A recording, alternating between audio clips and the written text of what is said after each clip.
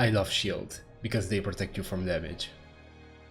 I love poking weapons because they let you attack from a distance. I love status effects because they shred the HP of everyone. Now imagine if you combined all of these together. It would look a little something like this.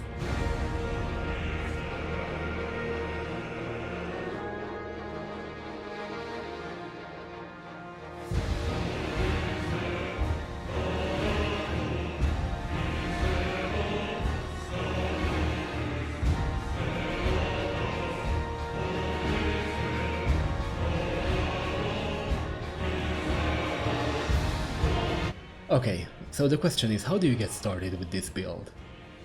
The unfortunate reality is that this is not something that you should focus on early on because of all the various things you are going to need to make this build effective in the first place. Of course, if you want, you can start doing a poke build from the beginning of the game. But it's not going to be as effective as the other options you might have lying around. First and foremost, you are going to need a great shield, a poking weapon, pretty much every single whetstone knife, and of course, the stats to wield all of these things. If that sounds like a lot of work, that's because it is. But trust me, it will all be worth it. Let's start with what I believe to be the most important part of this build, the Great Shield. For the weapon, you can get away using a variety of different things, but for the shield itself, you're gonna want something big. And ideally, a shield that needs regular smithing stones. Let me explain why. The stats you care about when looking at a shield are going to be the guard boost and the various damage type reductions. The guard boost determines how much stamina you are going to lose from blocking each hit.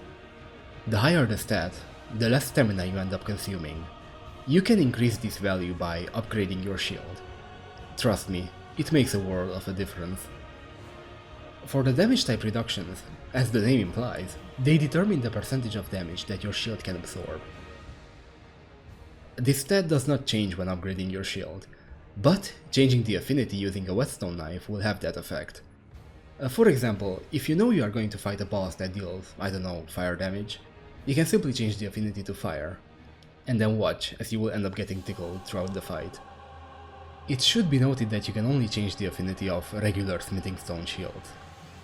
Somber ones are pretty much locked in place, and there's nothing you can do about it, which is why I personally recommend either the fingerprint stone shield or the black steel great shield.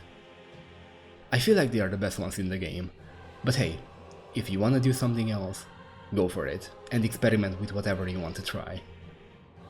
In terms of Ashes of War, personally, there's only 3 of them that I can think of that are worth using. Barricade Shield. It makes you lose even less stamina when blocking. Vow of the Indomitable. It blocks any attack. Waterfowl, blocked. Radom Meteor, blocked. The comment saying that this build is not good, blocked. Actually, that's not because of the Ash of War, but it's almost the same thing, so it's like... Okay, you know what, listen, it's essentially your oh shit button. You're not gonna be needing it much, but where it shines, it does so brighter than anything else. And lastly, no skill. I am not talking about the build here. This is like the name of the Ash of War. Okay, listen, this will allow you to use the Ash of War on your main weapon slot. To give an example, you could be using the Anspur Rapier, a weapon that inflicts Scarlet Rot, combined with a Blood Infusion and the Poison Mist Ash of War, which will then let you stack 3 different debuffs at once. It's great, but anyway, speaking of the weapon slot, the most important thing here is that you want a weapon that is able to poke while holding your guard. Normally, if you try attacking when blocking, you will end up cancelling the block. However, if you are using a weapon that is capable of a thrust attack, you will not only maintain your guard, but also be able to attack endlessly. What are the weapons that fall into this category? Thrusting swords, heavy thrusting swords, spears, and great spears.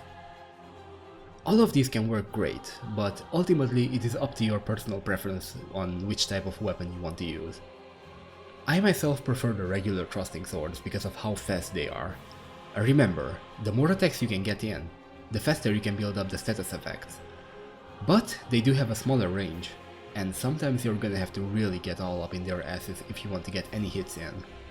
So please don't feel forced to use a little sword when you can use something like the Mongoose Spear. Anything works fine, although at the end of the day, I still recommend using a weapon that has an innate effect, and can also have Ashes of War applied to it. Things like, you know, the Ensper Rapier or the Cross Naginata. I genuinely think these two are the best weapons you can use for a poke build. Beyond that, there's also the Talismans we have to worry about. You can go full on the defensive with these. The Great Shield and the Turtle Talismans should never come off. As for the other two, use whatever you think works best. Some options that I like using myself are the Crimson Seed, Great Jar Arsenal, Earth Tree's Favor, and the Pearl Shield Talisman. The ones that boost a certain elemental defense are also pretty good to use, although those tend to be a bit more situational. In terms of levels, it's as simple as it gets. Aim for enough strength and dexterity to wield whatever shield or weapon you want to use. 60 points of vigor, 50 of endurance, the rest goes into arcane. And with that, you are now ready to pretty much AFK through the entire game without worrying about really anything. Except for bosses that are immune to every status effect. Yeah, that's gonna be a pain. But other than that, enjoy your easy mode. And with that, I want to say thank you very much for watching, and I hope you're going to have a good time with this build, if you want to try it out. I understand it is not meant for everyone, and I know everybody's going to have a different opinion on this, but I personally really enjoy it, mainly because I just enjoy the class fantasy of being able to tank any hit. It's just so cool in my head, but anyway, I want to say enjoy yourself, have a great day ahead of you, and I will see you again, soon. Take care everybody. You may rest here too, if you like.